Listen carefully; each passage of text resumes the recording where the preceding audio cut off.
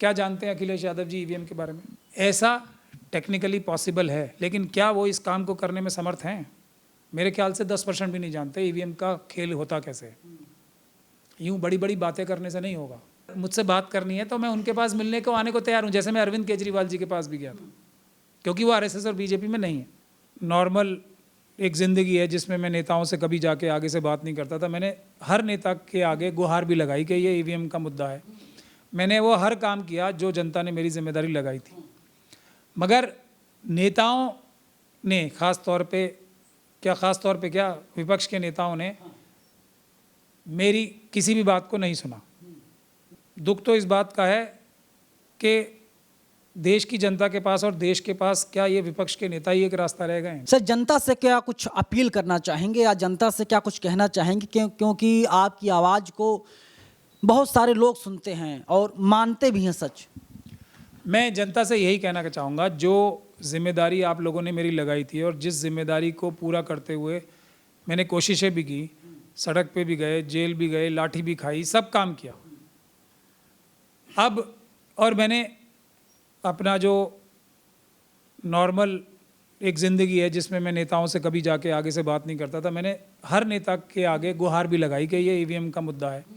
मैंने वो हर काम किया जो जनता ने मेरी जिम्मेदारी लगाई थी, मगर नेताओं ने ख़ास तौर पे क्या विपक्ष के नेताओं ने मेरी किसी भी बात को नहीं सुना।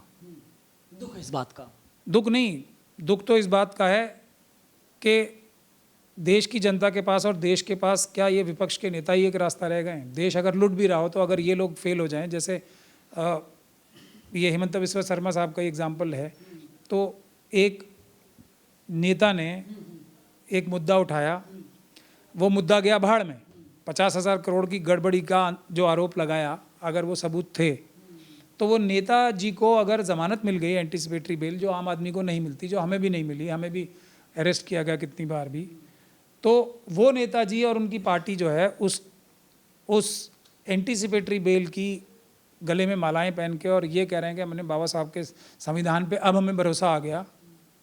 मुद्दा सिर्फ उनकी एंटीसिपेटरी बेल हो गया और वो 50,000 करोड़ जो देश की जनता के थे, असम की जनता के थे, उसके बारे में वो भूल ही गए।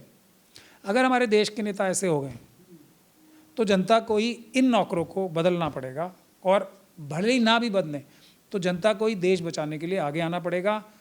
जनता को हमारे साथ मिलके या हम जनता के साथ मिलके ईवीएम के खिलाफ आंदोलन करेंगे, जब ही देश की रक्षा हो पाएगी, जब ही बाबा साहब का संविधान बच पाएगा। ये मालाएं पहन के एंटीसिपेटरी बेल लेके बाबा साहब के संविधान पे यकीन रखने से बाबा साहब का संविधान और कमज़ोर हो रहा है। ये बाबा साहब के संविधान का दोहन कर रहे हैं। ये बाबा साहब के संविधान पे विश्वास नहीं रखते। बाबा साहब के संविधान पे विश्वास रखते, जान चली जाती, लेकिन 50,000 करोड़ का मुद्दा जो है वो बंद नहीं होता। अभी कुछ वक्त बचा हुआ है, क्या आप जनता को भरोसा दिलाएंगे कि 2027 का चुनाव जो 5-6 राज्यों में होने जा रहे हैं, क्या बैलेट से होगा? भरोसा दिला पाएंगे आप? मैं नहीं दिला सकता। जनता अगर साथ देगी मेरा, जनता अगर सड़कों, मुझे पॉलिटिकल पार्टीज़ से तो विश्वास उठ चुका है मेरा। ये विपक्ष की पॉलिटिकल पार्टीज़ या तो इनके अंदर रीढ़ की हड्डी नहीं है या ये लोग समझदार नहीं है, जो भी बोलो, लेकिन हमें क्या लेना, जनता को क्या लेना, हमें रिजल्ट चाहिए। ऐसा एटीट्यूड होना चाहिए। सत्ता पक्ष वालों के लिए भी होना चाहिए जनता का एटीट्यूड, क्योंकि सत्ता पक्ष वाले भी देश की जनता के नौकर हैं और विपक्ष के भी एक नौकर हैं देश की जनता के, और विपक्ष की भी एक जिम्मेदारी है, वो उन्हें पूरी करनी पड़ेगी। अगर वो देश की जनता लुट रही है, 50,000 करोड़ लुट रहे हैं, वो एंटीसिपेटरी बेल की खुशियां मना रहे हैं अपनी, और देश की जनता का 50,000 गया भाड़ में, तो देश की जनता को ही देश बचाने के लिए, बाबा साहब के संविधान को बचाने के लिए आगे आना पड़ेगा। विपक्ष के नेता भले ही प्रधानमंत्री बन जाए, विपक्ष के नेता चीफ मिनिस्टर बन जाए, उससे हमें लेना देना नहीं है। देश की जनता को, देश का जो डेमोक्रेटिक सिस्टम है, लोकतंत्र है, उसको बचाने के लिए, ताकि जनता के कंट्रोल में नेता रहें, उसके लिए ईवीएम को हटाने के लिए आंदोलन में हमारे साथ आना ही पड़ेगा। बल्कि इसका उल्टा ज़्यादा उचित है, जनता ने जो आंदोलन शुरू करने के लिए हमें बोला था, उस आंदोलन को हम एक फॉर्मली दोबारा शुरू करने वाले हैं जल्दी ही। कुछ समय का इंतज़ार है, महीने भर का। उसके बाद जनता अगर आगे आ गई तभी देश बच पाएगा, वरना ईवीएम के माध्यम से आरएसएस और बीजेपी पूरे देश को लूट लेगी और भारत देश को छोड़कर किसी और देश को फादरलैंड ऑफिशियली बना लेंगे। ये मेरा डर अब सच्चाई में बदलता जा रहा है। सर, अखिलेश यादव ने कहा कि हम लोग ईवीएम से ही चुनाव जीत करके तब ईवीएम को ख़त्म करेंगे। क्या बोलूं मैं? क्या जानते हैं अखिलेश यादव जी ईवीएम के बारे में? ऐसा टेक्निकली पॉसिबल है, लेकिन क्या वो इस काम को करने में समर्थ हैं? क्या जानते हैं अखिलेश यादव जी ईवीएम के बारे में और उसके प्रोसीजर के बारे में? ये आरएसएस और बीजेपी से बात नहीं हो रही है, मुझसे बात हो रही है। क्या जानते हैं वो? मेरे ख्याल से 10% भी नहीं जानते ईवीएम का खेल होता कैसे है। यूं बड़ी बड़ी बातें करने से नहीं होगा, समझना पड़ेगा। विदेश से पढ़ाई लिखाई करके आए हैं। क्या बोलूं मैं? विदेश से, मैं तो विदेश में एक ही बार स्टैनफोर्ड यूनिवर्सिटी गया था, वो भी देखने के लिए कि वहाँ पे होता क्या है। कोई आवश्यकता नहीं है। भारत देश में पैदा हुए व्यक्ति को किसी विदेश की यूनिवर्सिटी में जाने से कोई लाभ नहीं होता है। ये बेकार की बातें हैं सारी। ऑक्सफोर्ड, हार्वर्ड, मैं तो नहीं गया ना कभी।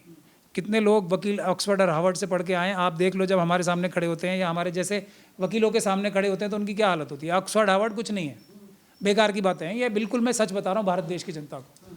हमारे देश के जो धरती है ना, उसमें ज्ञान विज्ञान सब है।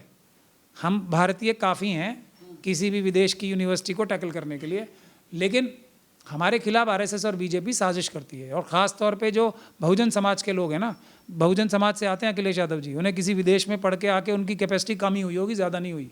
ये मैं गारंटी के साथ बोल सकता हूँ, क्योंकि वो उसमें जाके वो हो जाते हैं ना, सम्मोहित हो जाते हैं कि यो ये इतनी बड़ी यूनिवर्सिटी में पढ़ रहा हूँ। अखिलेश यादव जी अगर अपने पिताजी से सीख के चलते हैं ना, सिर्फ उनकी सीख पे चलें, तो उनकी किसी भी यूनिवर्सिटी में पढ़ाई जो है उसके सामने उनकी पिताजी की दी हुई ट्रेडिशनल सीख से कम ताकतवर होगी। तो ये तो है सच्चाई। लेकिन वो ईवीएम के बारे में ज़्यादा जानते नहीं है, ऐसा मैंने देखा है। लेकिन मोटा मोटा वो अच्छी बातें करते हैं, यहाँ मैं उनकी तारीफ़ भी करना चाहूँगा। लेकिन वो उस पर अमल करने का तरीका नहीं जानते हैं। सिर्फ एक तरीके से नारा उन्होंने अच्छा दिया, अगर मैं 80 की 80 सीटें भी जीत जाऊँगा तब भी मैं ईवीएम से चुनाव नहीं चाहता, पेपर बैलेट चाहता हूँ। लेकिन ये नारा है, इसको अमल में लाने के लिए उन्होंने कोई भी ऐसा मजबूत कदम अभी तक नहीं उठाया है जो उनको उठाना चाहिए था। अगर वो ईवीएम को हराना चाहते हैं तो अभी सही टाइम है, पहला स्टेप अभी उठाना पड़ेगा। लेकिन उसको उनकी जानकारी नहीं होगी। पहले उनसे मैं ये बोल रहा हूँ, क्योंकि वो मुझसे बात करने के लिए तो उनको आरएसएस और बीजेपी ने रोक ही रखा होगा, मुझे पता है। तो एफएलसी को चेक करें पहले, एफएलसी क्या होती है और मशीनें अभी कहाँ हैं जो उत्तर प्रदेश में प्रयोग होंगी, इस चीज़ के बारे में रिसर्च करें। फिर कोई स्टेटमेंट दे तो हम अब आपके माध्यम से ही उनसे वार्तालाप करेंगे अरविंद के। और हाँ, अगर मुझसे बात करनी है तो मैं उनके पास मिलने को आने को तैयार हूँ, जैसे मैं अरविंद केजरीवाल जी के पास भी गया था, क्योंकि वो आरएसएस और बीजेपी में नहीं है। तो मैं आके समझा दूंगा।